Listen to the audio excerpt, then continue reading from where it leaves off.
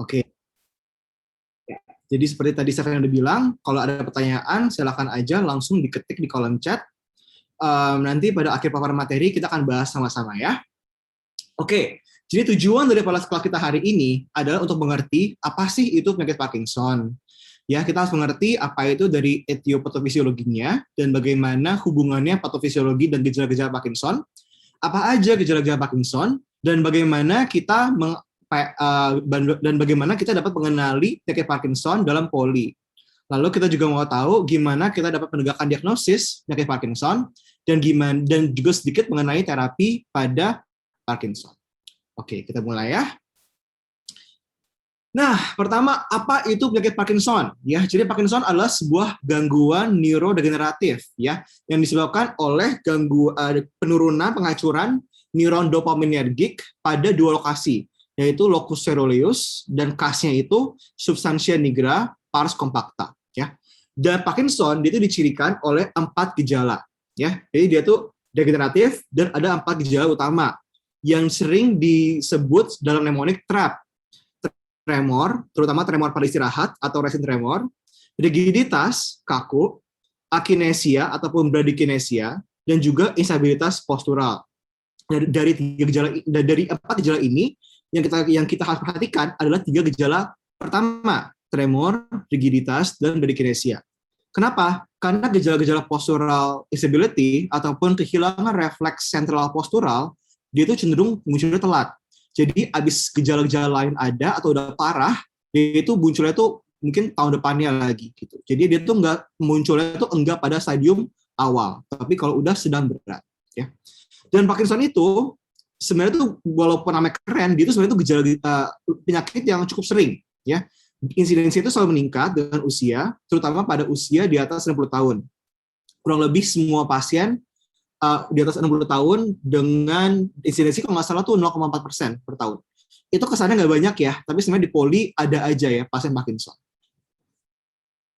Nah, sebelum kita lanjut, kita harus bedakan apa itu Parkinson's disease dan apa itu Parkinsonisme. Singkatnya ini, gejala-gejala tadi TRAP itu adalah Parkinsonisme ya. Dan Parkinsonisme itu dibagi 2 lagi. Ada yang primer dan ada yang sekunder. Primer itu disebabkan oleh sebuah gangguan degeneratif, ya. Yang paling sering adalah penyakit Parkinson. Nama lain daripada penyakit Parkinson adalah idiopathic Parkinsonism atau Parkinsonisme idiopatik, shaking palsy, nama dulunya, dan juga paralisis agitans. 3 nama ini itu adalah 3 nama berbeda untuk penyakit Parkinson. Selain itu juga ada Parkinson atipikal ataupun Parkinson plus, yaitu penyakit-penyakit neurodegeneratif lainnya yang juga dapat menyebabkan gejala-gejala Parkinsonisme. Namun juga ada gejala-gejala khas lainnya. Misalnya pasien yang nggak bisa melirik mata atas bawah pada pasien dengan PSP atau progressive supranuclear palsy. Atau pasien dengan gejala cerebellar dan juga gejala motorik, weakness motorik, misalnya kayak parese pada pasien dengan MSA atau multi system atrophy. Namun selain Parkinson, penyakit lainnya itu sangat-sangat langka satu, dan mereka itu sangat-sangat spesialistik. Jadi itu kita sebagai pas dan sebagai dokter umum itu tidak pernah dituntut untuk mengenali penyakit daripada Parkinson plus atau Parkinsonisme yang atipikal. Lalu ada Parkinsonisme yang sekunder, ya. Dia itu adalah Parkinsonisme yang disebabkan oleh hal-hal lain, oleh etiologi yang mendasarinya selain neurodegeneratif. Yang paling sering adalah obat-obatan, ya, terutama obat-obatan dari antipsikotik atipikal. Antipsikotik tipikal, misalnya kayak haloperidol. Biasanya ini kita panggilnya itu enggak Parkinsonisme, tapi sebagai gejala-gejala ekstrapiramidal. Ya, itu yang disebut sebagai Parkinsonisme pada penggunaan obat-obatan antipsikotik tipikal.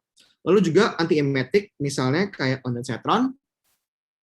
Lalu juga obat-obatan lainnya, kayak flunarizin, amiodaron, flavorol, lithium. Tapi itu agak langka ya. Paling sering itu pada obat-obatan antipsikotik, ya, terutama pada dosis yang cukup tinggi. Lalu juga ada toksin-toksin seperti mangan, karbon oksida, dan karbon disulfida. Ini sebenarnya agak fun fact ya, karena ini juga jarang banget diketemukan. Biasanya itu kalau nggak obat Parkinson. Tapi yang cukup sering juga itu adalah Parkinsonisme yang disebabkan oleh penyebab vaskuler. Misalnya adalah pada stroke, terutama stroke multiple. Jadi stroke yang mengenai daerah ganglia basalis, ya, itu juga bisa menyebabkan gejala-gejala Parkinsonisme. Lalu ada infeksi juga, ya. Infeksi ini apapun ya yang bisa di otak yang bisa mengganggu parenkim. Ya, contohnya adalah pada encephalitis, et causa, HSV dan HIV.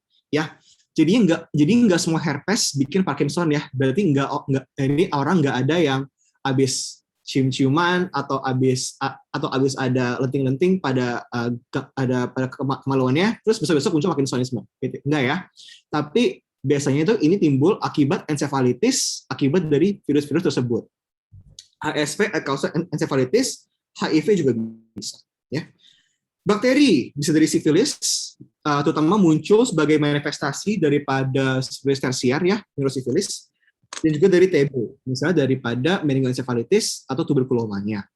Lalu juga protozoa, toxoplasma, terutama pada pasien immunocompromised, contohnya pada pasien HIV, juga malaria, ya, malaria cerebral. Berarti itu mungkin besar pada malaria yang disebabkan oleh Plasmodium falciparum. Tapi ini semua agak jarang bikin gejala Parkinson. Ya, ini semua bisa bikin penyebab-penyebab, bisa bikin sequelae defisit neurologis lanjut. Tapi jarang banget cuma bikin Parkinson's disease doang ya. Berarti ide utama kita untuk Parkinsonisme yang kita harus ingat adalah satu, penyakit Parkinson, vaskuler, dan juga obat-obatan. Oh ya, yang maksud prion itu biasanya itu CJD ya, atau penyakit sapi gila, Creutzfeldt-Jakob disease. Ya. Tapi again, infeksi itu sangat jarang bikin Parkinson secara sendiri. Nah, sebelum kita lanjut terhadap etiopatofisiologi daripada Parkinson, kita harus mengerti fisiologi singkat daripada ganglia basalis. Ya, ini kita nggak usah dalamin banget sampai tahu jelas-jelasnya, tapi intinya kita tahu apa itu ganglia basalis dan apa itu fungsinya. Ya. Secara singkat, ganglia basalis itu adalah pulau-pulau yang terdiri dari gray matter atau substansia grisea di dalam substansia alba otak. Ya, jadi kan otak itu kan ada lapis luar korteks kan. Korteks itu adalah substansia grisea, gray matter. Dan dia bawah itu adalah substansia alba, ya, jaringan daripada white matter yang banyak myelinnya. Nah, di bawah itu lagi itu ada pulau gray matter yang terdiri dari ganglia basalis dan juga thalamus, ya. Komponen daripada ganglia basalis adalah substansia nigra, ya. Ini adalah daerah yang khas banget terkena pada Parkinson. Striatum itu terdiri dari nucleus caudatus dan juga putamen, ya, putamen dan caudatus. Lalu juga STN, nucleus subthalamicus, ya. Oh ya, nucleus subthalamicus dan substansia nigra, D itu adanya itu di mesencephalon. Jadi D itu emang bagian daripada ganglia basalis, tapi secara anatomis lokasinya adalah pada mesencephalon, ya. Dan juga thalamus. Fungsi daripada ganglia basalis intinya adalah untuk memodulasikan fungsi motorik kita. Jadi pikirkan dia seperti ini. Dia itu struktur yang menjaga kualitas daripada gerakan motorik kita, ya. Dan oleh karena itu ganglia basalis itu paling sering kalau rusak menyebabkan gangguan gerakan. Misalnya kayak Huntington's disease, ya, ataupun kayak gini Parkinson. Ya. Nah, khasnya itu ngapain ya? Ganglia basalis, pertama dia itu menginhibisi tonus otot, ya. Dia itu memastikan bahwa kita itu bisa lentur, bahwa kita itu nggak rigid ataupun spastik, ya. Dia itu juga bisa menseleksi dan menjaga aktivitas motorik supaya kita tuh nggak mubazir gerakan motoriknya, supaya kita nggak terlalu kuat atau kita nggak terlalu lemah, ya. Jadi kita tuh menjaga akurasi kita dan juga akurasi dan juga kualitas daripada gerakan motorik kita, supaya kita nggak tremor, kita nggak berlebihan atau berkurang. Ya, dan dia itu juga memastikan bahwa apa yang kita mau di otak kita itu apa yang dijalankan oleh otak kita, ya. Dia itu memonitor dan koordinasi gerakan kita. Jadinya kalau kita mau mengambil sebuah gelas, ya, mengangkat, ya, ganglia basalis itu yang memastikan bahwa kita enggak mendorong gelas itu dan kita enggak melempar gelas itu, ya. Jadi dia itu memastikan apa yang kita lakukan itu kekuatannya dan juga lokasinya, visual spasialnya, itu semua sesuai. ya. Itu kontrol kualitas daripada sebuah gerakan motor kita. Jadi kalau ini rusak, pasti akan muncul gangguan-gangguan gerakan, gangguan-gangguan movement disorders. Nah, selain itu yang kita harus tahu pada Parkinson adalah jaras-jaras dopaminergic. Ini itu nggak bagian daripada gangguan basalis secara eksplisit ya, tapi kita penting harus tahu bahwa ada 4 jaras dopaminergic yang penting pada otak kita. Mesolimbik, mesokortikal, nigrostriatal, dan tuberoinfundibular. Mesolimbik dan mesokortikal ini adalah yang berperan dalam mood. Ya, gejala negatif pada psikosis, gejala positif pada psikosis itu mainnya di sini. Ya. Tuberoinfundibular itu hormonal, jadi dia itu lebih bahas mengenai homeostasis. Pada Parkinson yang berperan adalah jaras nigrostriatal. Dari substansia nigra terhadap striatum, yaitu pun nukleus caudatus dan juga putamen. Ya. Ini adalah jaras dopaminergic yang berperan dalam Parkinson dan fungsinya adalah untuk memodulasikan gerakan motorik. Ya. Nah, sebenarnya Parkinson itu merupakan sebuah gangguan yang idiopatik ya. Sampai sekarang belum ada yang tahu penyebab pasti dan juga patofisiologi pasti daripada Parkinson ya. Tetapi diketahui bahwa patofisiologi daripada Parkinson itu melibatkan lipatan daripada sebuah protein namanya itu alpha synuclein. Jadi dia itu sebuah proteinopati ya. Ada yang bilang saya bilang ada yang bilang karena belum ada yang tahu pasti ya bahwa ini terjadi, bahwa teorinya adalah bahwa alpha-synuclein itu menumpuk di dalam neuron dan dia itu mengganggu fungsi-fungsi neuron dan juga menyebabkan degenerasi daripada neuron dopaminergic ya. Tapi juga ada yang bilang bahwa tapi juga ada beberapa sumber yang bilang bahwa Parkinson itu juga ada faktor genetikanya ya, terutama itu PARK2 ya. Tapi juga ada GBA dan LRRK2 ya. Tapi yang berperan adalah PARK2. Jujur faktor genetik pada Parkinson itu lebih ke fun fact ya, karena besar daripada penyakit Parkinson itu sebenarnya itu munculnya sebagai spontan ya. Sebagai spontan berarti tidak ada dari keluarga dan lainnya. Oke. Nah, ini agak berat dikit, jadi tolong kita fokus di sini ya. Selain slide ini, jujur slide lain agak gampang, tapi ini susahnya Parkinson. Di sini ya adalah di patofisiologinya. Oke, pertama kita bahas fisiologi secara normal dulu ya. Substansia nigra ya di mesencephalon, dia itu menghasilkan dopamin. Dan dopamin itu akan dibawa ke striatum di ganglia basalis. Di striatum ini itu ada 2 reseptor untuk dopamin. Ada yang inhibitorik, ada yang eksitatorik. Yang eksitorik itu D1. Yang inhibitorik itu D2. Selain ini 2, ada D3, D4, dan D5. Dan dia itu berperannya itu di jaras-jaras dopaminergic lainnya. Ya. Pada Parkinson yang penting adalah D2 dan D1. Nah, dari sini, dari striatum, itu ada 2 jaras yang berbeda untuk dopamine pathway ya. Ada yang direct, ada yang indirect, ada yang langsung dan tidak langsung. Kita pernah bahas yang indirect. Yang tidak langsung, dia itu menggunakan D2. Dia itu predominan yang berperan adalah reseptor D2. Dari striatum, dia akan mengirimkan impuls inhibitorik sekarang lewat GABA terhadap globus pallidus yang eksterna. Dan di sini akan kirim lagi impuls inhibitorik lewat GABA ke STN atau nukleus subthalamicus.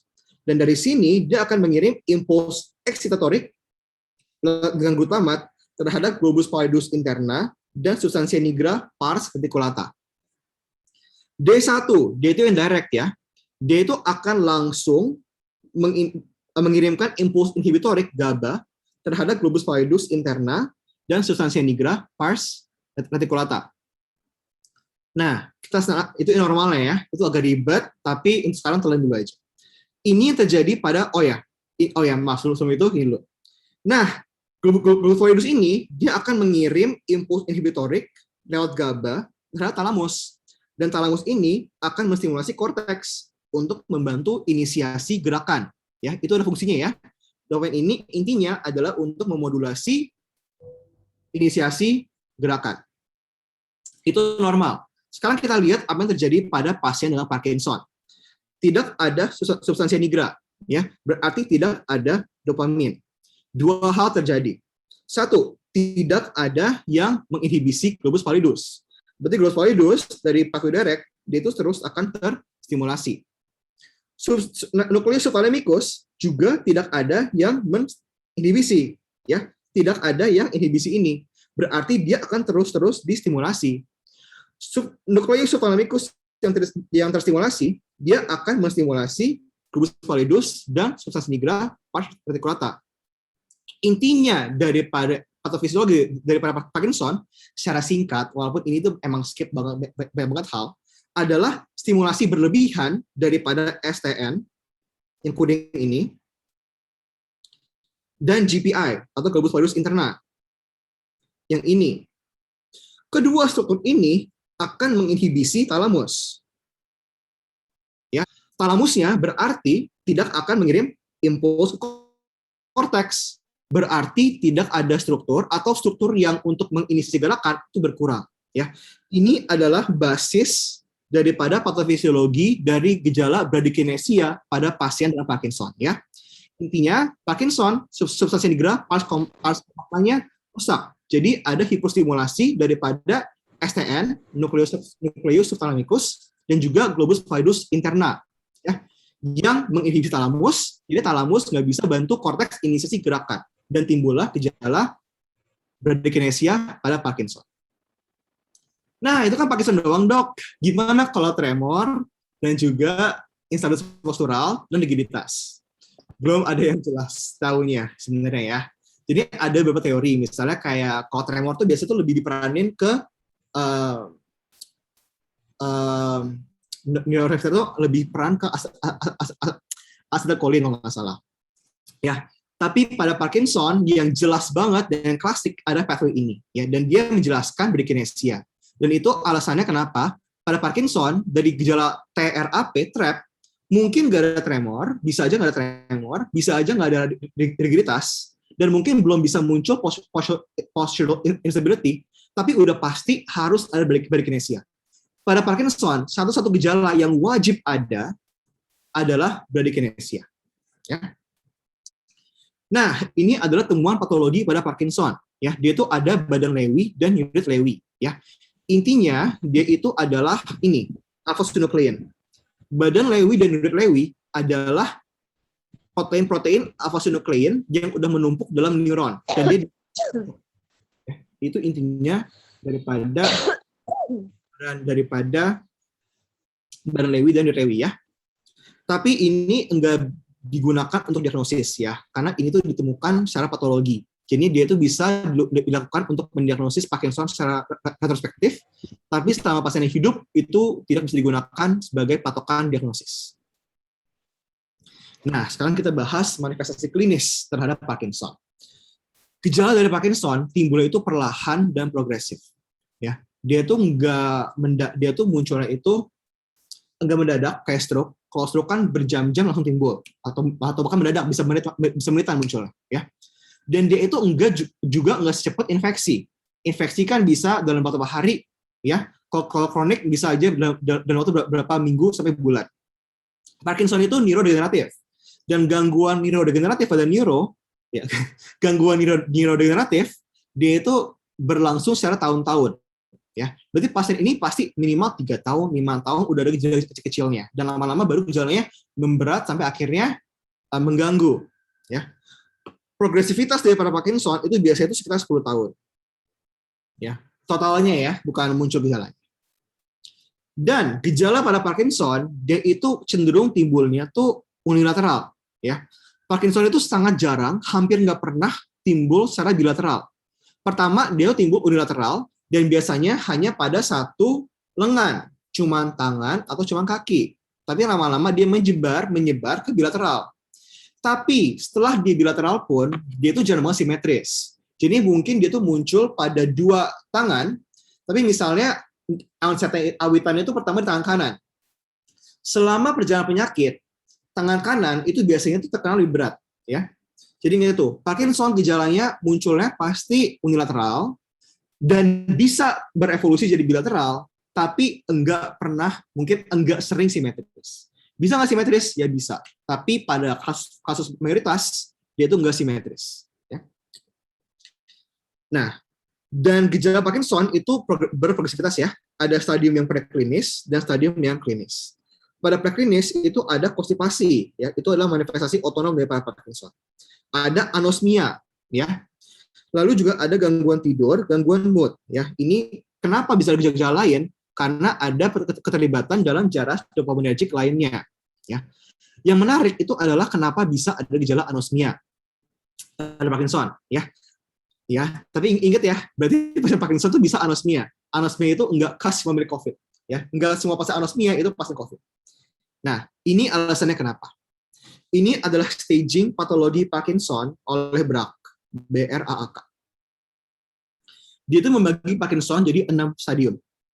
Klinis itu muncul di stadium 3-4. Ya. Berarti 4 dulu itu baru muncul stadium klinis-klinis. Gejala-gejala ini, motorik dan non-motoriknya.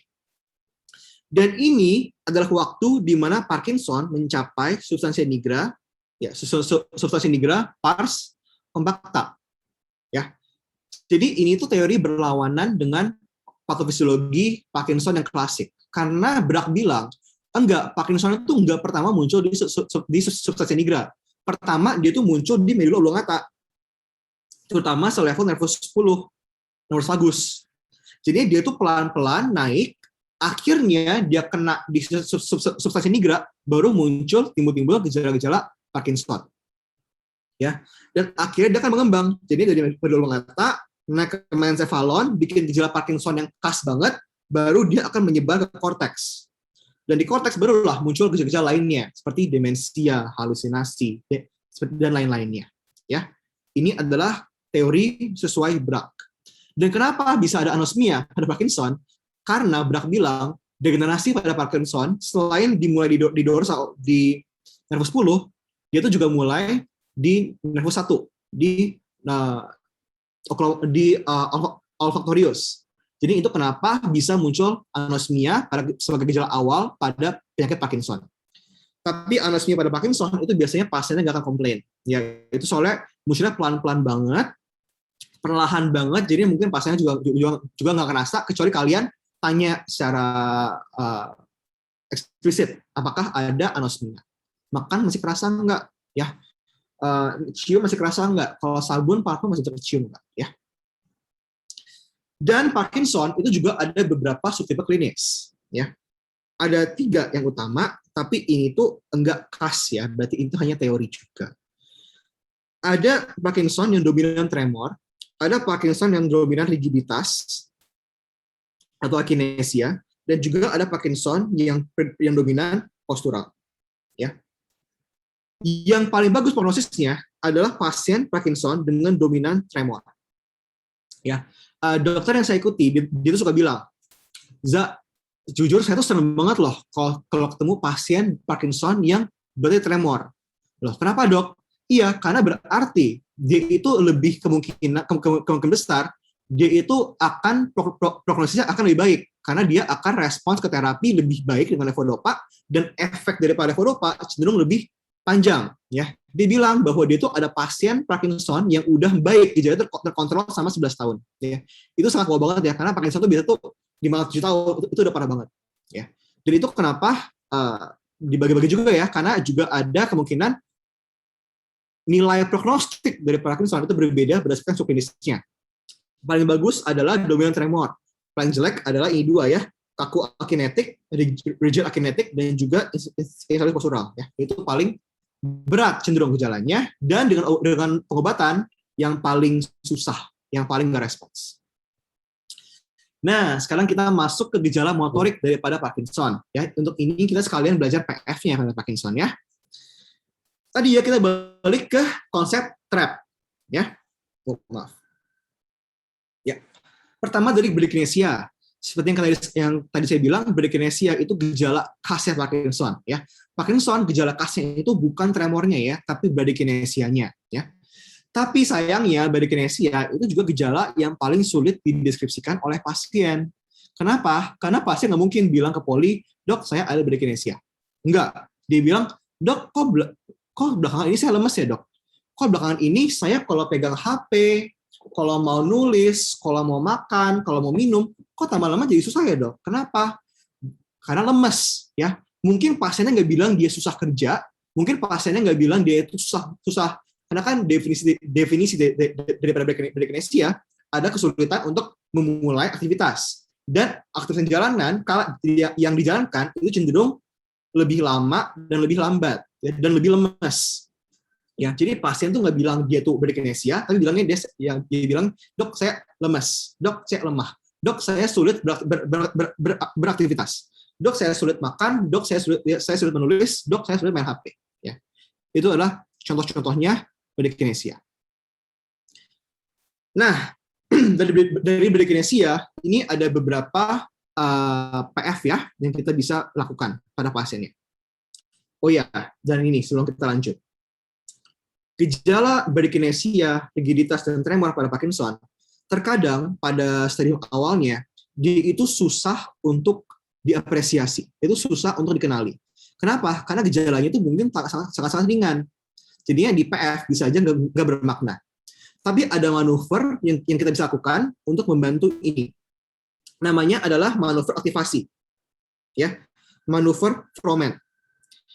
Inti itu gampang. Intinya kita distraksi pasiennya. Contoh seperti ini ya. Tolong lihat kameranya. Maaf ya. Nah, ini ya. Kalau kita mau menilai bradykinesia, rigiditas, dan tremor pada tangan kanan, misalnya, kita mau menilai tangan kanan. Kita minta pasiennya bergerak dengan tangan kirinya. Contohnya ada seperti ini. Pak, tolong ya Pak, ikuti saya. Ya. Berarti tangan kirinya terus-terusnya seperti itu, tangan kanannya kalian PF. Ya. Ini namanya adalah manuver Froment. Dan ini terus-terusan selama kalian PF tangan kanannya. Selain seperti ini, juga bisa ini. Jadi minta pasiennya gini. Terus-terusan. Ya, terus-terusan gitu, kalian PF tangan kanannya. Kalau mau PF tangan kiri, ya tinggal dilawan. Kalian periksa kanan, kiri sudah gini. Seperti itu ya. Itu namanya adalah manuver aktivasi atau manuver Froment. Ya. Oke, nah bradykinesia. Tes pertama adalah finger tapping test. Jadi ya, dan ingat untuk semua pemeriksaan bradykinesia kita minta pasien lakukan dua hal. Pak, gerakan yang Bapak lakukan secepat mungkin dan sebesar mungkin, ya. Ya. Dan yang kita perhatikan adalah lajunya. Jadi dengan gerakan repetisi, apakah laju gerakan pasien akan menurun atau enggak? Dan juga space-nya. Apakah gerakan pasien juga akan lebih lambat atau tidak? Nah, untuk finger tapping seperti ini ya. Gini aja, gampang. Minta pasiennya tutup buka jari terus-terusan secepat mungkin dan selebar mungkin. Minimal 10 kali. Habis itu ganti jari. Di sini 10 kali. Ya. Tapi pasien dengan Parkinson kan tua. Pasien tua itu biasanya jangan tua. Pasien geriatri. Pasien geriatri dia itu juga sering ada kaku pada sendi. Jadi kadang-kadang mereka susah untuk finger tapping test. Jadinya kita bisa lakukan fist open close test atau tes pronasi dan supinasi. Itu gampang juga. Minta pasien seperti ini, ikutin. 1, 2, 3, 4, sampai 10. Ya. Kita nilai apakah pasiennya gerakannya masih sebesar dan masih cepat. Maksudnya apa? Bisa aja pasien awalnya cepat gerak, tapi lama-lama jadi pelan, terus lebih gitu ya. Ini contohnya. Kalau pronasi supinasi juga sama. Pasien di depan, kita giniin. Kita mau lihat juga apakah pasiennya tambah lama, tambah lemes, tambah kecil gerakannya. Ya. Minimal 10 kali repetisi. Ya. Itu kalau di ekstremitas atas. Kita juga harus periksa pada ekstremitas bawah. Pada ekstremitas bawah itu ada dua tes, toe tapping test dan juga heel tapping test. Seperti ini ya. Ini ada videonya. Ini adalah pasien dengan toe tapping test ya. Jadi intinya kita minta pasiennya itu injak-injak lantai, tapi tumitnya tetap nempel di lantai seperti ini. Kayak gini ya. Ini normal kayak kanan. Tapi ya kaki kiri itu menurun. Kayak gitu. Ini adalah bradykinesia pada pasien Parkinson di ekstremitas bawah. Ingat ya, kayak pasien ini. Parkinson itu tidak simetris, ya, dia itu asimetris dan bisa juga unilateral. Ya, ini adalah heel tapping ya. Minta pasiennya injek-injek terus sebesar mungkin dan secepat mungkin. Berikutnya adalah rigiditas, ya. Sama ya, kita tetap lakuin manuver Froment, tetap minta pasiennya didistraksi. Untuk rigiditas, ya intinya kita periksa dulu ya, kayak kita mau periksa sendi-sendi ya, cockwheeling. Intinya itu kayak kita periksa rigiditas ya, kayak biasa pada pasien neuro. Pada Parkinson itu ada 2 jenis rigiditas yang kita harus perhatikan, cockwheeling dan lead pipe. Rigiditas cockwheeling, dia itu rigiditas yang kaku, ya. Berarti seperti ini. Setiap gerakannya itu ada hentiannya, seperti ini. Kenapa di seperti itu? Karena dia ada rigiditas dan ada tremor di atasnya. Ya, berarti rigiditas yang cockwheeling dia itu lebih sering timbul pada pasien Parkinson yang juga ada tremor yang berat. Ya, kalau rigiditas lead pipe dia kaku emang, tapi dia mulus. Jadi kalau kalian gerakin emang ada tahanan, tapi gerakannya mulus. Ya, itu adalah rigiditas lead pipe. Lalu ada tremor pada Parkinson. Pada Parkinson, tremornya adalah 3 Hz sampai 7 Hz. Ya, paling sering adalah 4 sampai 6 Hz. Untuk Hz-nya, gue nggak terlalu perhatiin ya. Kalian juga nggak harus tahu banget. Ini khas banget untuk Parkinson. Tapi untuk lakukan ini, kita perlu penunjang. Ya, kita perlu ada kameranya, ada special test-nya lah untuk menentukan Hz daripada tremor. Nah, tremor pada Parkinson itu ada 3. Ada resting tremor, postural, dan juga tremor action. Ya, pada Parkinson yang khas adalah tremor resting. Ya, jadinya kalau ada tremor postural atau tremor action pun timbulnya itu pasti kalau resting tremor yang udah berat. Ya, resting tremor itu berarti apa? Dia itu tremor yang munculnya saat pasien sedang istirahat. Ya, ini ada gambarnya ya. Kita lihat dulu videonya. Ups, ya, ini adalah tremor resting ya. Perhatikan tangan kirinya. Itu adalah tremor resting pada Parkinson. Ya, dia tuh nggak lebay banget ya, kecil. Dan biasanya itu hanya jari tunjuk dan ibu jari yang berperan. Biasanya seperti ini. Dan biasanya dia timbul pas pasien istirahat dan tangannya itu tidak terganggu, tidak harus melawan gravitasi. Itu apa maksudnya? Kayak gini. Tangannya itu lagi resting di apa namanya, di paha atau di meja ya, berarti tangannya itu istirahat, tidak ada yang melawan ya, berarti dia nanti muncul seperti ini nanti. Biasanya tuh ini tuh dapat perhatikan kalau di poli kalian anamnesis pasien Parkinson, perhatiin tangannya, biasanya pasien lagi asik ngomong itu muncul tremornya ya. Kemarin ada tuh pasien itu di rumah sakit umumnya. Nah, itu resting tremor. Kalau tremor yang postural, kita itu biasanya itu nggak cuma muncul pada Parkinson, tapi juga timbul pada tremor esensial, ya, pasien dengan essential tremor. Itu kita minta pasiennya angkat tangannya seperti ini, terus tunggu. Jangan coba angkat tangan, tunggu 5 detik turun ya, nggak bisa, karena biasanya dia timbul agak lama. Biasanya berapa detik, berapa menit, mungkin semenitan baru muncul. Ya. Seperti ini tremornya nanti. Kayak dikit-dikit gerakan dikit ya. Munculnya nggak langsung ya, berarti kita harus tunggu untuk sampai tremornya muncul. Kurang lebih semenitan lah. Lalu ada tremor action.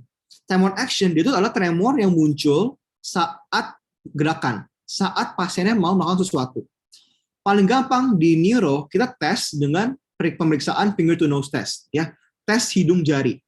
Jadi taruh aja jari kalian depan pasiennya, lalu minta pasien gerakan jarinya berulang minimal 10 kali dari hidung ke tangan. Dari neuro itu ada 2 jenis finger to nose test ya.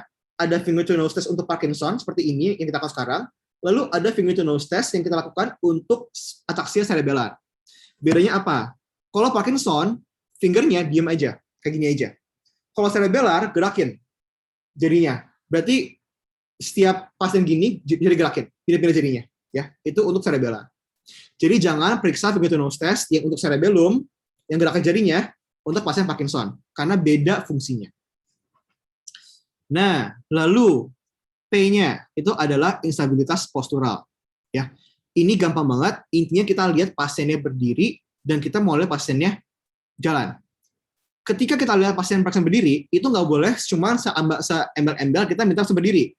Kita minta pasiennya duduk dulu, ya. Pastikan belakangnya itu ada dinding supaya pasien nggak jatuh atau bisa bantu dengan tangan kalian. Lalu minta pasiennya nyilang tangannya di dadanya supaya dia nggak bisa kompensasi. Lalu minta pasien berdiri. Ya, kalau nggak bisa itu berarti mungkin ada gangguan ya aksial pada Parkinson. Lalu juga ada yang namanya tuh pull test. Oh, kalau untuk gait kita bahas di slide berikutnya ya, karena gitu ada beberapa poinnya sendiri. Pull test. Pull test intinya kita minta pasiennya berdiri di depan kita, ya. Lalu kita ambil bahu pasien, lalu kita tarik ke arah kita sendiri, ya. Tapi sama kayak tadi yang rise test di pas berdiri, pastikan bahwa di belakang kalian ada dinding. Kenapa? Karena kalau tes ini positif, pasiennya akan jatuh. Kalau pasiennya jatuh, kalian akan kena. Kalau kalian kena, kalian akan jatuh ke lantai. Ya, jadinya pastikan ada dinding. Jadinya kalau kalian jatuh pun masih bisa dibantu oleh dindingnya. Sama pada pasien ini, kita nggak boleh jebakan Batman pasiennya. Nggak boleh kita diam-diam, oh ya silakan Pak berdiri ya, lalu kita diam-diam tarik pasien dari belakang. Ya, itu nggak boleh. Semua pasien kalau gitu akan jatuh. Pasiennya harus tahu kalian mau ngapain. Jadi kalian bilang, oh ya Pak silakan ya berdiri di sini.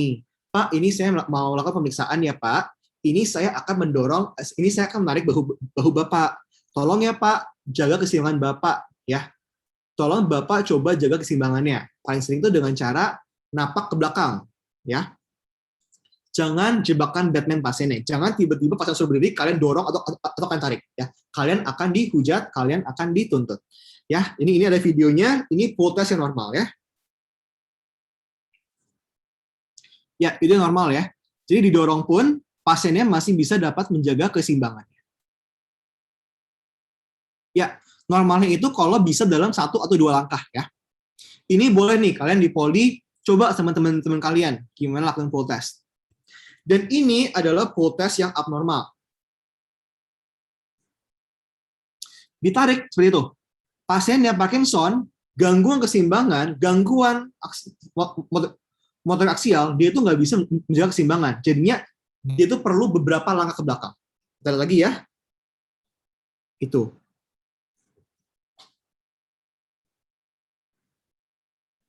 Nah. Oke, sekarang kita lanjut ke gait pada Parkinson. Gait pada Parkinson, khasnya itu adalah fascinasi. Ya.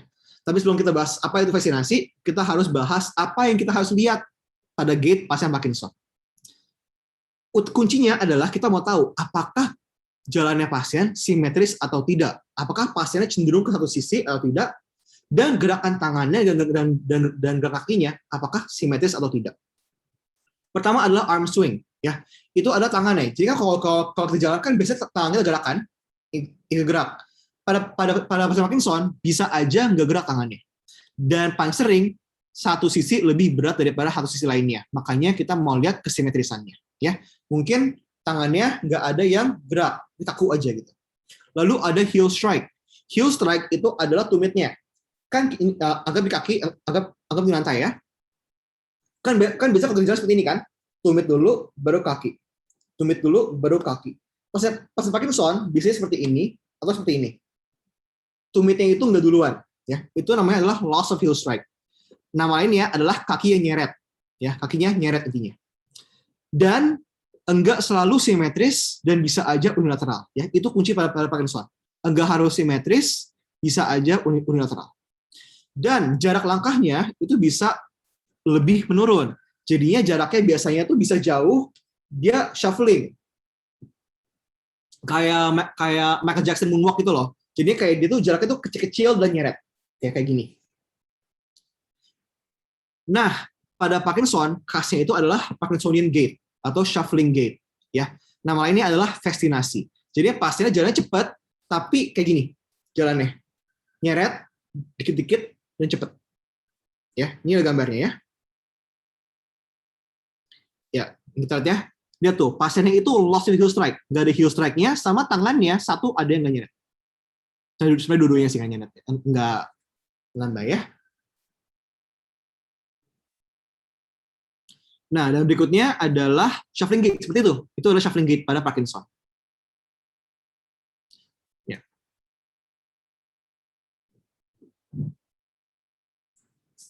Oke. Nah, berikut kita bahas temuan motorik lainnya. Pertama adalah refleks Gabela yang tidak terhabituasi. Refleks Gabela itu gampang. Kalian ketuk dahi pasien, biasanya mata ketutup. Ya, berarti kayak gini. Ya. Biasanya kalau kalian keseringan, lama-lama matanya itu akan biasa aja karena ya udah habituasi. Itu normal. Orang normal kalau kalian sering-sering ketuk glabelanya, itu matanya tuh nggak akan tutup. Tapi pada pasien Parkinson, kalian gini terus, matanya akan selalu tutup. Lalu ada dystonia, yaitu gangguan tonus. Lalu ada stoop posture kayak gini ya, pasien agak bungkuk dikit pada pasien Parkinson. Lalu ada posturing flexor abnormal. Ini paling gampang dilihat di tangannya. Jadi tangannya kan kita biasa aja kan ya, kalau kita istirahat tangannya gini aja gitu. Pada pasien Parkinson kadang-kadang gitu seperti ini, kayak ada L gitu, kayak gini tangannya ya. Berarti dia istirahat kayak gini, tangannya seperti ini. Itu namanya adalah posturing flexor abnormal pada Parkinson. Seingat gue ya, correct me if I'm wrong, tapi posturing flexor abnormal dan refleks Gabela dia itu disebabkan oleh gangguan daripada korteks frontal. Ya, dia itu refleks-refleks yang muncul akibat degenerasi daripada korteks frontal. Ya. Lalu ada mikrografia. Mikrografia itu berarti pasiennya nulisnya dikecil-kecil. Kenapa? Karena pasiennya susah gerak. Jadi tulisannya dikecil-kecil. Lalu ada hipomimia. Hipomimia itu adalah penurunan refleksi. Kenapa? Karena mukanya kaku. Ya, nama kerennya adalah mask facies. Berarti pasiennya nggak senyum, nggak bisa senyum, nggak bisa ketawa, cuman diam doang, kayak cuan gitu ya, hipomimia. Lalu ada disfagia dan dysarthria, ya, karena kakuan susah berdikinesia dengan kakuan pada otot-otot mulut dan leher. Jadi pasien susah ngomong dan pasien susah nelen. Dan oleh karena itu juga dapat timbul sialorea. Berarti pasien itu akan karena susah nelen, susah ngomong, jadinya air liur banyak. Jadi akhirnya pasien akan ngeces. Berikut adalah gangguan-gangguan otonom lainnya pada Parkinson. Satu adalah hipertensi ortostatik pada Parkinson. Ya, itu disebabkan oleh gangguan dopamin ya. Patofnya gua nggak terlalu ingat di luar kepala gua, tapi itu gara-gara defisit dopamin ya, karena dopamin itu juga penting untuk maintain tensi. Jadinya ya ortostatik. Tapi ini munculnya biasanya itu pada Parkinson berat ya, yang udah bertahun-tahun. Berarti jarang banget ini muncul sebagai manifestasi awal daripada Parkinson. Lalu juga ada kulit yang berminyak ya. Pasien-pasien Parkinson kulitnya itu glowing semua ya, berminyak. Kenapa? Gak ada yang tahu. Gue udah coba cari-cari ini, gak ada yang tahu kenapa, gak ada tahu patofnya kenapa kulitnya bisa berminyak. Lalu ada urinary urgency juga, ya, pasien Parkinson juga akan sering kencing, dan juga ada gangguan fungsi seksual. Gangguan fungsi seksual pada Parkinson itu bisa turun, bisa naik. Turun maksudnya pasien mungkin sulit untuk ereksi, dan pada pasien Parkinson karena ada depresi, mungkin mereka juga nggak mau bersetubuh. Tapi pada beberapa pasien Parkinson juga bisa hiperseksual. Kenapa? Lebih sering karena ada gangguan ICD. ICD adalah Impulsive Control Disorder. Pasiennya ada gangguan mengendalikan nafsu. Nafsu ini nggak cuma nafsu seksual, tapi juga gambling dan alkohol.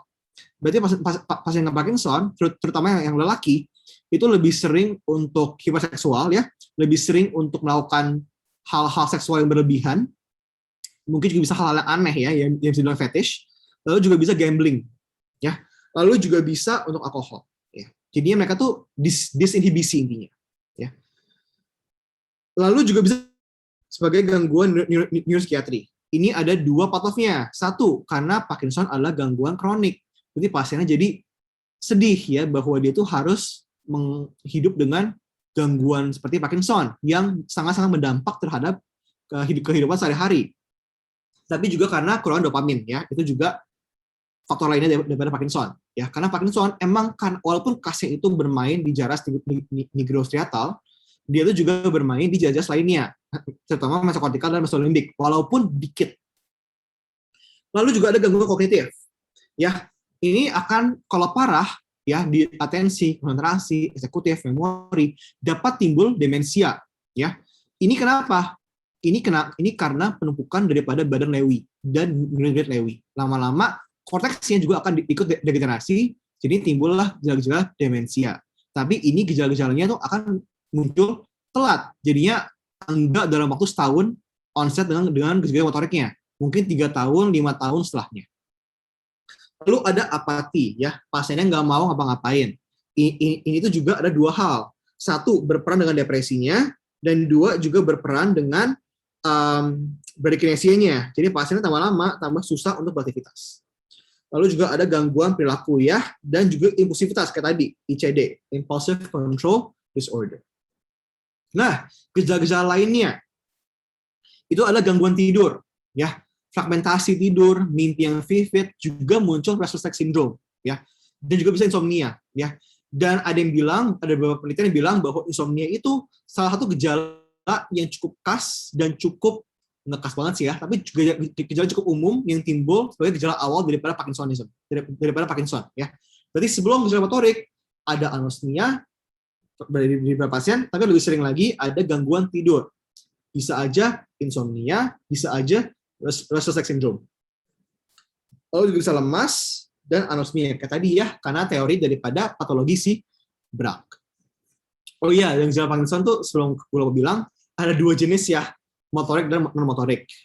Ini tadi kita bahas strap dan gangguan gait dan lainnya kayak tadi refleks lah, muka yang maksasius lah, itu semua motorik.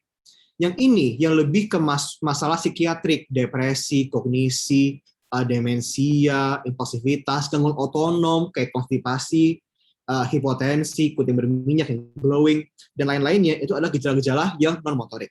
Jadinya kalau pasien nanya apa sih gejala non-motorik daripada Parkinson, ini yang kalian harus tahu.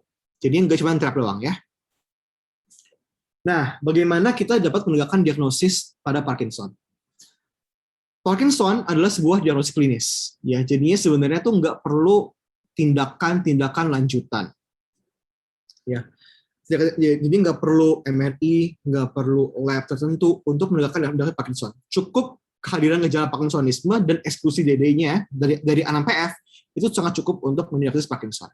Untuk memudahnya, itu ada kriteria daripada MDS atau Movement Disorder Society. Ini itu lebih dipakai untuk penelitian. Tapi kalau kalian mau pastikan bahwa pasien yang kalian ada itu emang Parkinson, kalian pakai ini. Di tempat yang gua magang sekarang ikutin, itu juga pakai ini ya untuk MDS. Itu untuk membantu menegakkan diagnosis Parkinson. Tapi kayak tadi ya, definitif Parkinson tuh hanya bisa melalui diagnosis postmortem. Jadinya hanya bisa pasien yang mati dulu, baru kita biopsi, baru kita tahu, udah pasti itu Parkinson. Tapi ini nggak rutin ya, berarti nggak harus kalian biopsi semua pasien Parkinson. Lalu untuk imagingnya, ini cuman hanya bila suspek atipikal ya. Intinya kalian MRI aja. Kalau MRI normal, itu kemungkinan besar searah dengan Parkinson. Tapi juga ada penunjang-penunjang spesialnya seperti kayak DET scan. Ya, intinya dia itu spesial teknik dengan PET scan dan dia itu menilai fungsi daripada transporter dopamin pada ganglia basalis, terutama pada striatum. Ya, ini tuh sangat-sangat spesialistik. Jadi kalian tuh nggak wajib tahu untuk ini. Tapi bagus tahu untuk tahu kapan kita harus MRI pada Parkinson dan kapan kita harus DET scan. Tapi ini mahal juga ya, dan nggak semua pasien bisa lakukan ini. Kalau MRI lebih bisa lah, lebih accessible. Gimana kalau CT scan? CT scan nggak terlalu bermanfaat ya untuk Parkinson ya. Dia tuh nggak bermanfaat untuk menegakkan diagnosis, dan dia itu juga nggak bermanfaat untuk mengeksekusikan diagnosis banding. Kecuali pada stroke. Kalau kalian curiga pasien ada 10 ulang, CT bisa. Tapi untuk sisanya, biasanya MRI minimal. Ya, ini adalah kriteria MDS ya. Ini kalau gue baca satu-satu bisa lama banget. Karena dia tuh ngomongin DD ya, kayak PSP, superior palsy, MSA, dan lain-lainnya. Tapi kayak tadi gue bilang, ini tuh lebih untuk penelitian. Ya, jadi itu nice to know, tapi nggak wajib. Karena kalian tuh bisa menekan diagnosis Parkinson dengan ini aja, ya, bradykinesia dan tremor atau rigiditas pada pasien yang tipikal.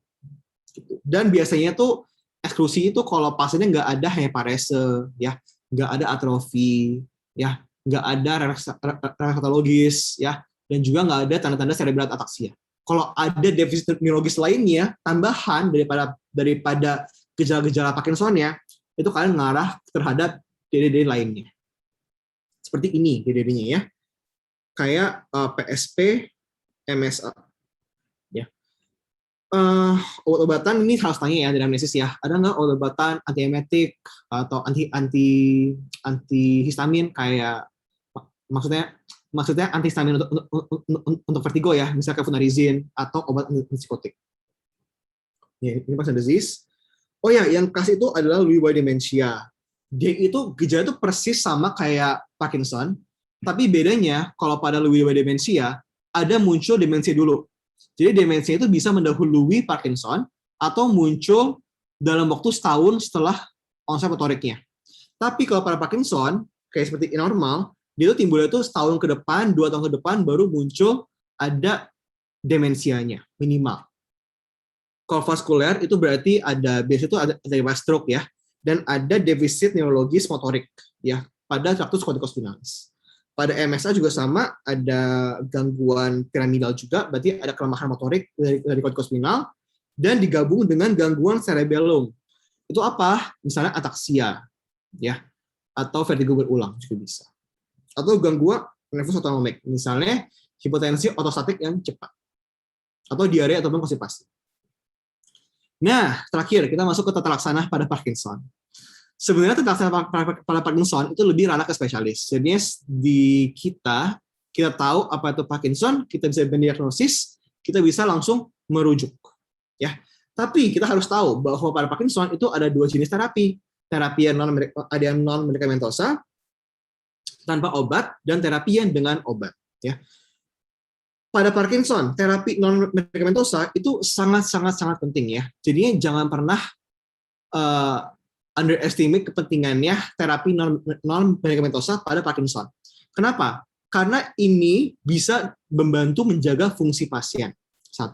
Dan 2, ada beberapa gejala Parkinson yang tidak bisa disembuhkan oleh obat. Ya, pakai obat, pakai tindakan itu enggak efektif, tapi dengan fisioterapi itu sangat efektif. Terutama terapi fisik dan terapi bicara. Contohnya apa? Contohnya adalah gejala disfagia dan dysarthria, kesulitan menelan dan kesulitan bicara, ya. Itu enggak responsif dengan obat, ya. Responsif dikit, ya. Dengan levodopa dia itu enggak terlalu optimal. Dan levodopa adalah obat Parkinson yang paling efektif.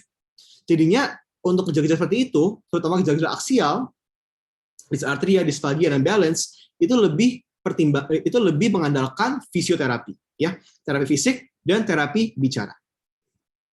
Untuk Parkinson ada 4 golongan obat utama, ya. Yang paling penting adalah levodopa. Ya, itu adalah obat yang paling efektif. Obat-obat yang lain itu enggak seefektif daripada levodopa. Contohnya adalah DA atau agonis dopamin, inhibitor MAO-B dan amantadin. Amantadin itu adalah golongan antagonis NMDA ya. Antagonis NMDA. Obat-obat yang lain, efek sampingnya itu juga lebih sedikit. Karena levodopa, efek sampingnya itu juga lumayan. Ya. Terutama pada levodopa, itu ada 2 efek samping yang kita takuti. Dyskinesia dan juga wearing off. Ya, untuk itu kita akan bahas di slide berikutnya. Pendekatan pada terapi Parkinson, itu kita kurang lebih ada 2 pohon. Ikuti alur, pasien di bawah 65 tahun, dan gejalanya cuma ringan sedang, dan pasien yang di atas 65 tahun atau usia apapun dengan gejala yang sedang berat, ya. Itu adalah 2 pilihan utama, ya. Itu kan 2 belahan utama pada terapi pasien dengan Parkinson. Apa yang dimaksud gejala sedang berat? Gejala itu dimaksud sedang berat bila gejalanya itu sudah cukup berat untuk mengganggu fungsi sehari-hari pasiennya. Bila fungsi sehari-hari pasiennya udah tidak bisa bekerja atau tidak bisa berhobi, udah tidak bisa udah gak independen lagi, itu udah termasuk mengganggu, udah termasuk gejala sedang berat. Ya, untuk aldohera kita bahas habis ini ya. Nah, ini adalah mekanisme kerja obat daripada anti-Parkinsonism ya. Ini adalah neuron yang presinaptik, ini adalah neuron yang postsinaptik, dan ini adalah intinya tuh NMJ lagi, sinaps yang dopaminergic. Ya, intinya menggunakan dopamin. Ada 4 obat utama yang kita bisa gunakan sebagai monoterapi untuk Parkinson.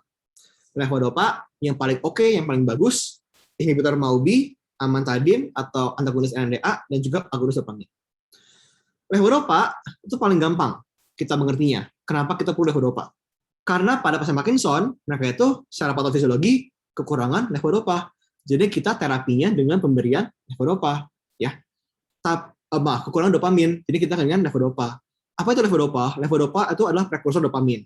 Kenapa nggak bisa kasih dopamin langsung, dok? Karena dopamin itu nggak bisa melewat sawar darah otak. Jadi kita harus kasih levodopa, yaitu yang prekursornya, ya, yang bisa melewati sawar darah otak untuk mencapai neuron. Ya. Lalu ada inhibitor MAO-B, ya, monoamin oksidase. Kerjanya inhibitor MAO-B adalah untuk menghambat kerjanya enzim yang menghancurkan dopamin. Ya, jadinya meningkatkan dopamin yang sudah ada. Ya, intinya dia tuh menghentikan penghancuran daripada dopamin. Lalu ada amantadin. Amantadin nggak ada yang tahu kerjanya gimana. Ya, silakan dicari, nggak ada jawabannya. Ada beberapa teori, tapi nggak ada yang pasti. Ya, jadinya emang dia itu antagonis NMDA, tapi sebenarnya kerja antagonis NMDA itu lebih penting untuk demensianya. Amantadin itu efektif pada Parkinson, tapi nggak ada yang tahu kenapa seperti itu. Kalau ada yang tahu, boleh jawab ya. Itu sangat-sangat membantu gue. Soalnya gue cari-cari nggak ada. Oke. Terus adalah agonis dopamin. Intinya, dia itu akan menstimulasi reseptor dopamin yang postsinaptik. Jadi dia akan mengganti dopamin. Dari keempat obat ini, yang paling efektif adalah levodopa, 1. 2 adalah DA, agonis dopamin. Amantadin dan MAO-B itu kurang lebih sama efektivitasnya. Ya. Paling efektif levodopa diikuti oleh DA. Nah, gimana kalau anticholinergic? Anticholinergic itu adalah, contohnya adalah benztropine dan juga trihexyphenidyl. Trihexyphenidyl itu bisa digunakan untuk tremor apapun. Ya, jadi kalau pasien dengan tremor esensial itu bisa kasih propranolol, juga bisa kasih trihexyphenidyl. Ya, dia itu bisa dipakai sebagai monoterapi pada pasien dengan Parkinson. Tapi hanya kalau pasien yang muda, relatif muda maksudnya, di bawah 65 tahun, dan kalau pasiennya cuman gejala beratnya itu cuman tremor. Kalau gejala berat tremor doang, itu boleh kita coba dengan anticholinergic. Tapi kalau gejala beratnya itu bradykinesia atau rigiditas atau instabilitas posturalnya, itu kita nggak boleh monoterapi dengan trihexyphenidyl. Kita harus tambah dengan obat lain. Gimana kalau inhibitor dekarboksilase dan inhibitor COMT? Ya, intinya dulu sama ya. Intinya adalah mereka itu menghambat enzim-enzim yang dapat menghancurkan levodopa. Sebenarnya itu kalau COMT ya. COMT itu menghambat degradasi daripada dopamin ya. Jadi kita masukkan juga obat COMT supaya dopamin yang pasien ada itu lebih banyak ya. Dan dopamin yang kita kasih juga lebih banyak sediaannya. Supaya enggak dibuang oleh tubuh kita. Kalau inhibitor dekarboksilase, dia itu menghambat konversi levodopa menjadi dopamin di perifer. Jadinya kalau tanpa inhibitor dekarboksilase, contohnya kayak benserazid atau karbidopa, dia itu bisa aja perifer kita, bloodstream kita udah merubah levodopa jadi dopamin. Jadi kalau itu terjadi, levodopanya nggak bisa masuk ke sawar darah otak. Ya. Untuk 2 obat ini, 1 dan 2, untuk ini 2, itu nggak biasanya tuh dikasih barengan, ya. Jadi ada sediaan obat dopamin, levodopa yang digabung dengan 2 obat ini, ya. Jadinya dia tuh jarang banget dikasih secara sendiri doang. Oke. Itu adalah mekanisme kerjanya ya. Sekarang kita bahas mengenai terapi Parkinson pada pasien muda di bawah 65 tahun dengan gejala ringan sedang. Karena pasiennya gejala ringan, dan karena pasiennya usianya relatif muda, ya berarti dia itu bisa menerima obat-obatan macam-macam ya, obat-obatan dengan efek samping lebih tinggi. ya, bisa lebih, pokoknya metabolisme lebih oke lah. Kita kasih obat-obatan yang cukup, ya. Kita kasih obat-obatan kayak Maubi dan juga NMDA, amantadin. Kayak tadi ya, yang efektivitasnya di bawah agonis dopamin dan di bawah levodopa. Tapi apa kebaikannya daripada kedua obat ini? Efektivitasnya walaupun lebih turun, lebih jelek daripada kedua obat primadona ini, dia itu lebih aman. Efek sampingnya itu lebih sedikit. Dan pada pasien-pasien jaringan sedang, mereka tuh belum perlu obat-obatan yang keras. Ya. Jadi bisa kita kasih Maubi, kayak seligilin, rasagilin, safinamid, dan juga kasih amantadin. Seligilin tuh kasih itu 5 mg mulainya, kayak sehari. Nanti naikin jadi 10. Rasagilin mulainya itu kasihnya di 0,5. Nanti 1,1, nanti naikin jadi 1,1. Safinamid kita mulai 50 mg, nanti naikin jadi 100. Kapan naikinnya? Kurang lebih 2 mingguan, 2 minggu, 3 minggu setelahnya. Ya, untuk mencapai dosis optimalnya. Amantadin kita mulai 100 mg. Ini 2-3 kali sehari. Ini ya. Nah, tapi kalau pasiennya dengan obat-obatan ini udah tidak mempan, ya kita bisa naik ke obat-obatan yang lebih kuat, kayak levodopa atau dopamin agonis. Levodopa kita tuh biasanya tuh juga nggak kasih sendirian, ya. Kita kasihnya itu levodopa dengan inhibitor dekarboksilase, ya. Contohnya adalah benserazid dan juga carbidopa. Entacapone dia itu inhibitor COMT.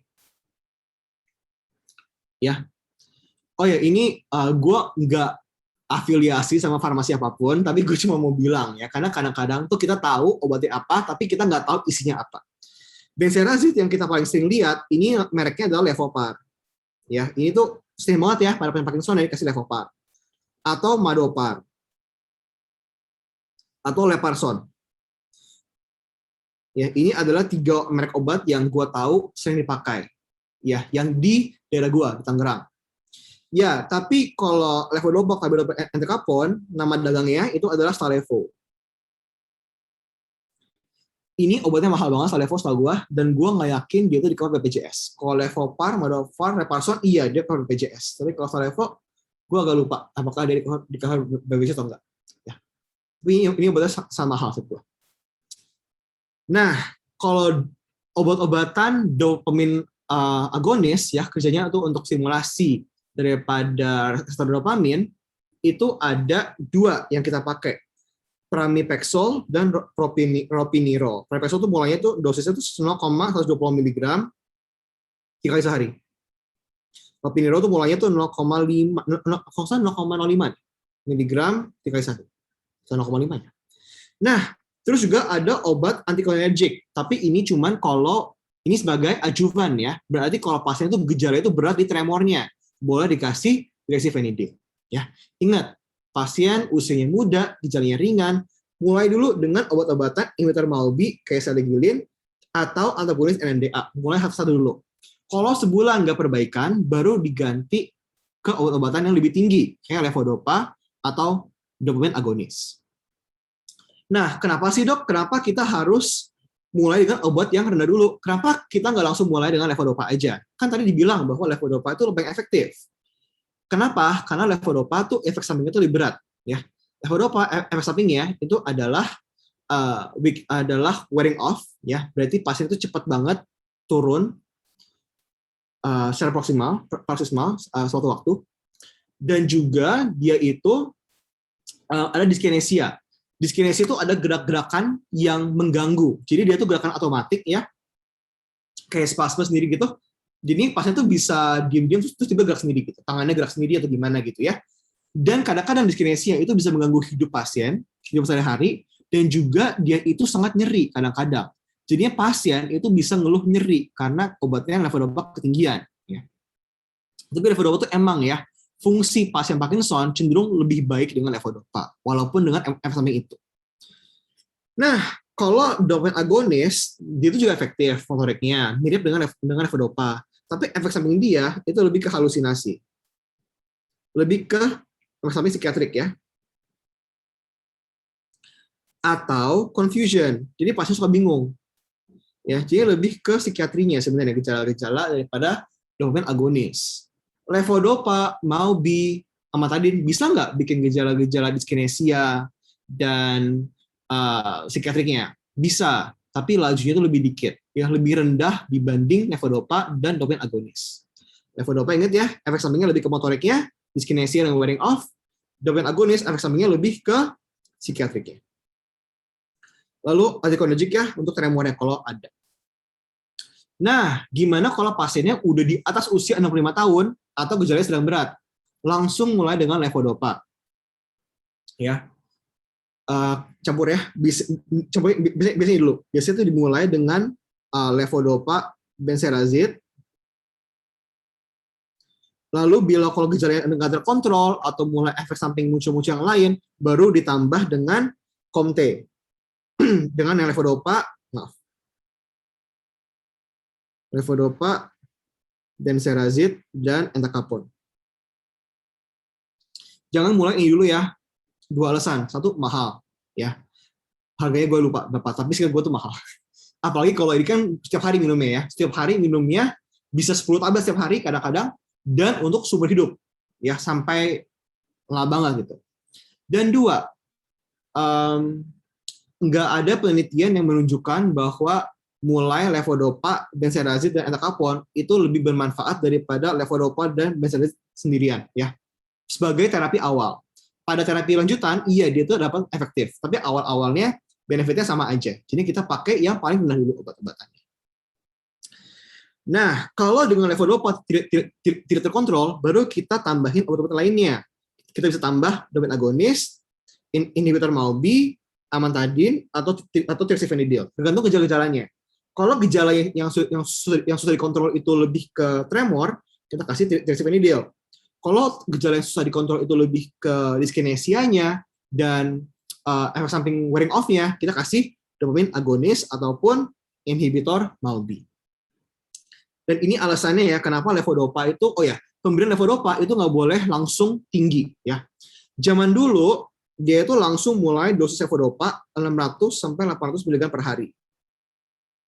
Awalnya. Sekarang kita enggak. Sekarang kita mulai itu 100 sampai 300 mg per hari. Itu berarti berapa banyak?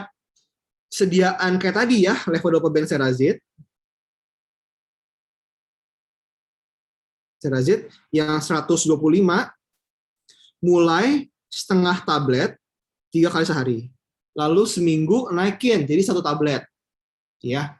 Akhirnya itu kita mau cari dan kita berhenti kapan? Berhentinya pada dosis terkecil dengan manfaat yang terbesar ya. Berarti kalau pasiennya udah cukup nih. Misalnya nih, kalau pasiennya setengah tablet 3 kali sehari aja, udah enak kan, udah bisa kerja kayak biasa, udah bisa kerja enakan, ya udah kita berhenti situ aja ya.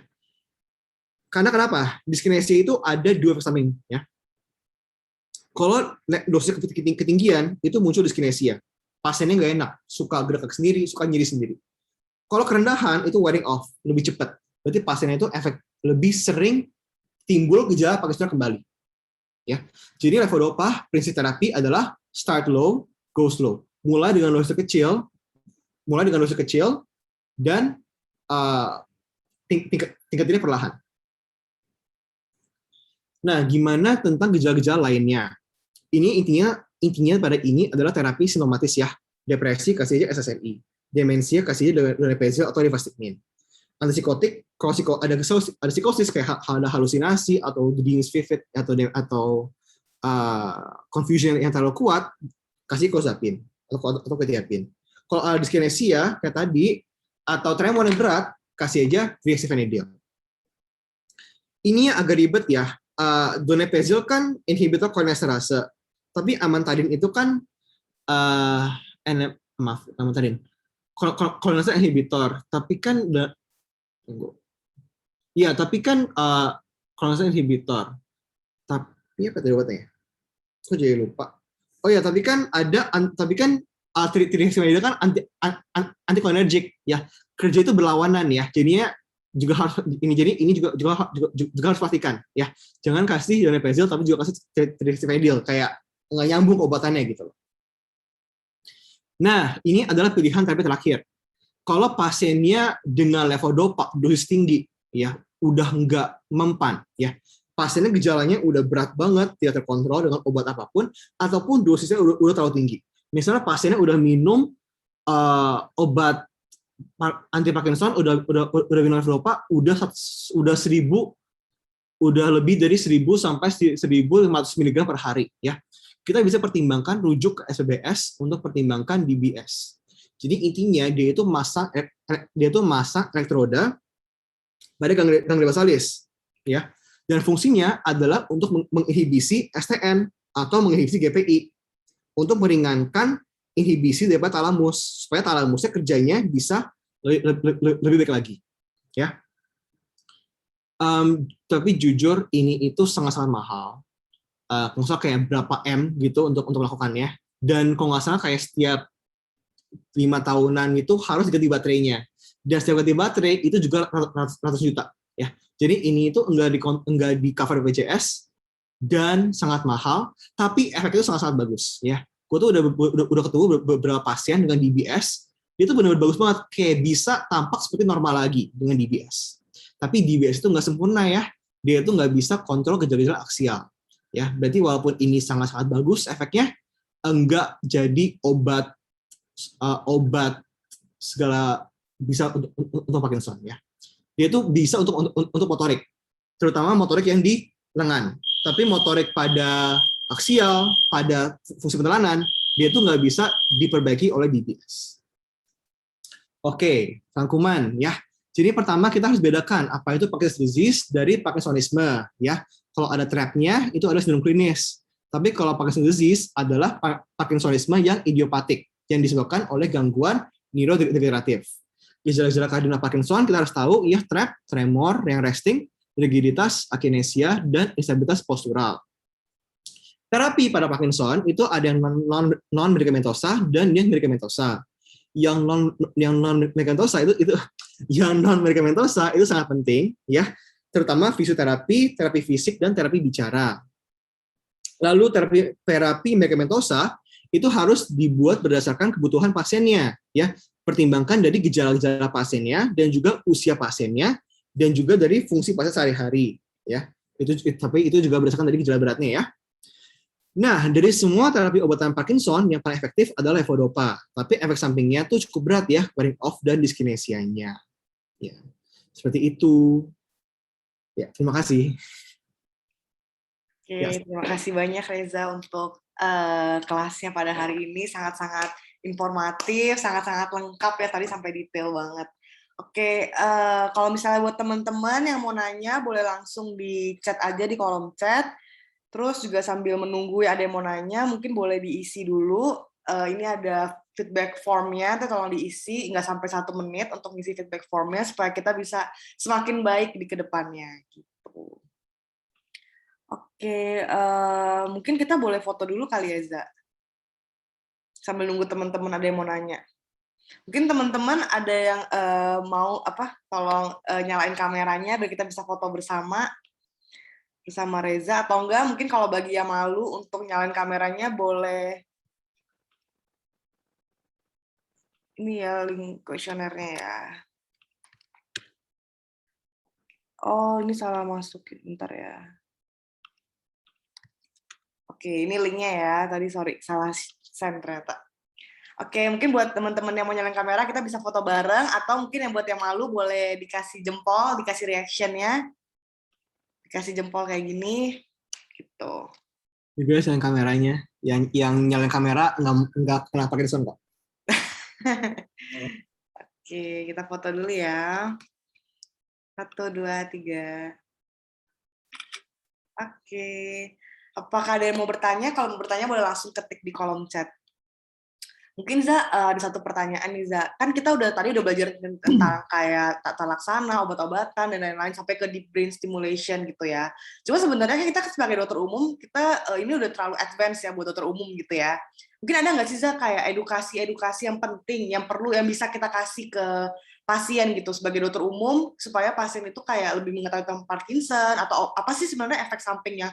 Pasien tuh perlu banget nih tahu apa hal-hal yang pasien tuh harus waspadai gitu di Parkinson ini gitu. Mungkin kayak gitu sih, edukasi lah.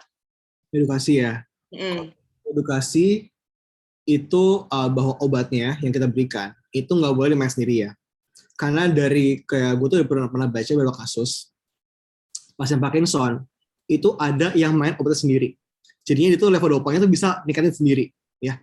Dan itu efek sampingnya apa? Kayak tadi ICD. Jadi pasien minum obat kebanyakan, jadinya dia jadi sangat susah untuk kontrol nafsunya, jadinya malahan hiperseksualitas, gambling dan alkohol dan lain-lainnya. Itu satunya. Dan duanya kalau dari segi edukasi yang penting itu ya harus semangat dan harus sering latihan. Karena Parkinson itu nggak bisa cuma mengandalkan obat, harus mengandalkan fisioterapi dan juga rutinitas. Jadi pasiennya harus diedukasi untuk sering latihan, sering jalan, ya, dan juga harus sering beraktivitas untuk maintain fungsi otaknya. Karena fungsi otak kita, terutama pada pasien Parkinson, yang udah ada protein-protein degeneratif, itu kan jadi cenderung lebih sering menurun fungsinya. Jadi pasien harus diajarkan untuk melakukan hobi, ya, yang untuk menstimulasi otak-otaknya, ya, untuk sering baca, sering gambar atau sering melukis, pokoknya apapun yang pasien suka. Lalu pasien juga harus diedukasi bahwa Parkinson ini itu sebuah proses degeneratif. Jadinya dia itu terus akan memburuk. Jadinya obat seoptimal apapun, lo kasih level dopa 20 gram sehari misalnya gitu, itu nggak mungkin, itu nggak akan menghambat progresivitas daripada Parkinson. Sama kayak kasus hipertensi, DM dan ginjal gitu loh. Jadinya ini tuh degeneratif. Jadi seberapa sering pun, seberapa optimal pun pengobatannya akan tetap ada penurunan. Jadi pasien harus menerima itu di depan. Jadi pasiennya nggak boleh ekspektasi bahwa dia itu akan sembuh total. Ya, itu baik banget, itu masih bagus, tapi itu akan kecewa kalau nggak pasiennya. Ya, itu sih pada Parkinson ya. Oke, thank you Reza. Oke, mungkin sampai sini aja ya. Lagi. Oke. Mood itu juga sangat penting untuk Parkinson ya. Jadinya sangat penting pasien itu positif pada Parkinson. Jadinya gue tuh pernah ya ketemu satu pasien Parkinson, dia itu gejalanya itu sangat-sangat dependent on mood dia. Jadi mood dia turun, dia negatif atau dia lagi sedih, langsung dia nggak bisa gerak, diam aja gitu. Tapi pasiennya sekali-kali diajak ngobrol, langsung bilang, Bapak bisa nih, seru nih Bapak gitu. Kalau kayak ajak ngobrol, kayak kita puji-puji Bapaknya, fungsinya tiba-tiba lebih bagus, bisa jalan, bisa berdiri gitu. Jadinya mood dan mindset itu juga sangat penting ya pada Parkinson. Ya, jadi sebenarnya kayak mood dan mindset ini nggak cuma Parkinson ya, kayak semua penyakit kita harus menciptakan mood yang bagus ya buat pasiennya gitu. Oke deh, mungkin sampai sini aja hari ini karena udah nggak ada yang bertanya juga, karena kelasnya udah sangat-sangat lengkap hari ini. Oke, terima kasih banyak buat Reza yang udah bawain materi yang sangat bagus pada hari ini, dan semua teman-teman yang udah join dari awal kelas sampai sekarang. Sampai ketemu di kelas-kelas tadi Sito selanjutnya. Terima kasih. Terima kasih guys.